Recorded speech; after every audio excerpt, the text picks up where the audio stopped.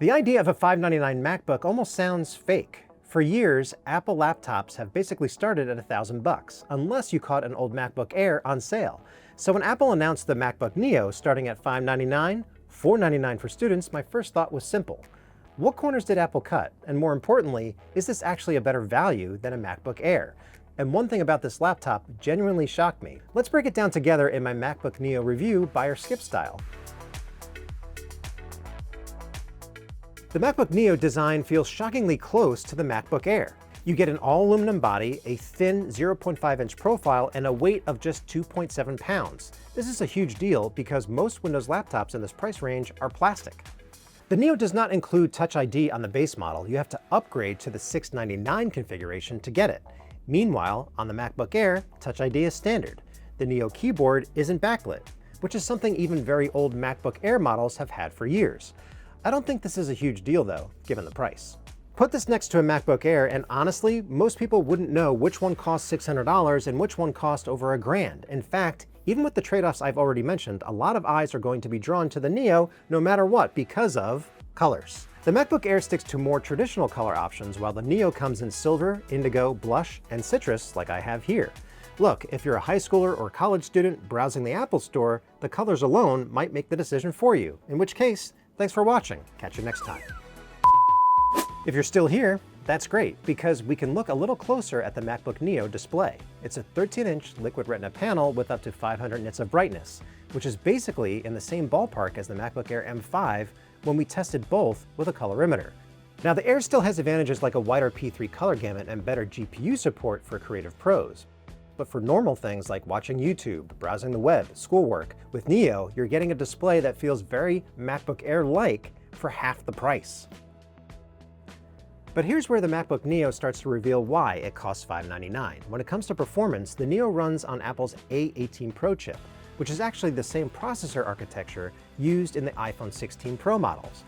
I used the Neo as my everyday laptop and it worked just fine as I jumped between multiple tabs in Chrome, juggled several Slack conversations, and edited photos in Pixelmator Pro, all while streaming Spotify in the background.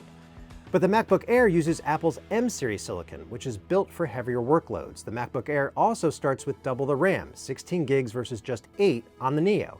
And importantly, you can't upgrade the memory on the Neo. That means the Air is significantly better for things like AI processing, large creative projects, heavy multitasking, and video editing. I ran our video transcoding test and the Neo took double the time as the Air.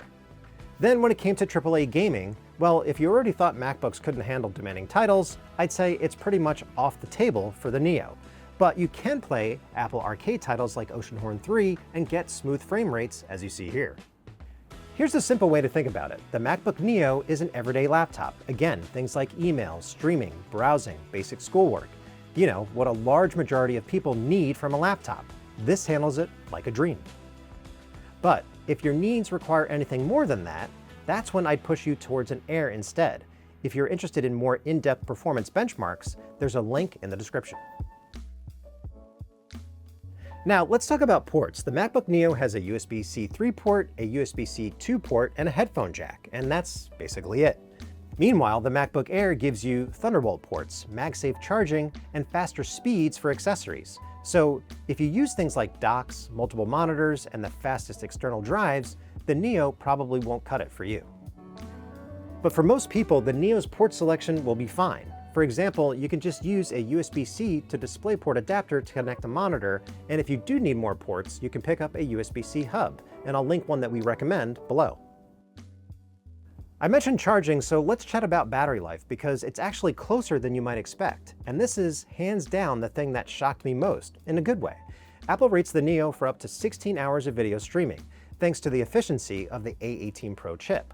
Our more demanding web surfing test landed at about 13 hours and 30 minutes, which is not only close enough to Apple's estimate, but still an excellent result. It's probably one of my biggest reasons to buy a MacBook Neo. But the MacBook Air M5 did last 2 hours longer in our test, and that's actually for both the 13 and 15-inch models. We're thinking of doing a battery life comparison for all of the latest MacBook laptops as part of our Tom's Guide battery test series on the channel, so let me know if that's something that you would want to see.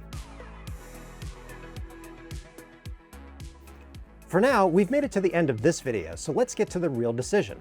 If you want the best value laptop right now, I'm talking about great battery life, nice screen, fun design, the MacBook Neo is a must-buy. Not gonna lie, this is one of my favorite laptops I've reviewed possibly ever, especially in terms of sheer value.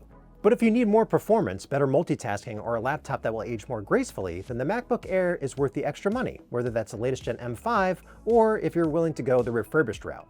There's no way to know for sure if Apple is going to update Neo annually like it does other laptops, but with all the positive buzz around it already, it's hard to imagine a sequel isn't already in the works, possibly addressing the backlit keyboard.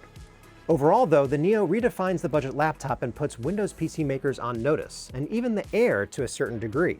If you want to stay up to date on Apple launches, now is a great time to subscribe to the channel.